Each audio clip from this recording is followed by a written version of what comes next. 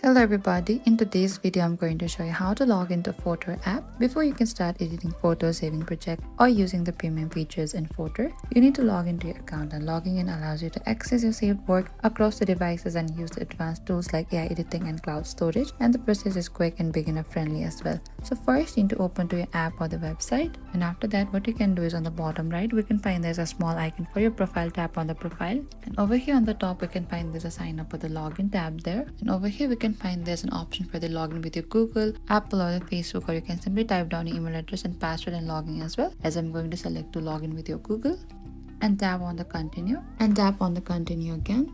And that is it. Use Google or Apple login for the faster access. Make sure your internet connection is stable and keep your password secure. And logging into Fotor is quick and easy. Once you're signed in, you unlock all the features and can start editing right away without losing your work. Thank you for watching this video. I hope I could help you. If you have any queries or confusion, please comment down and we will reach out to you.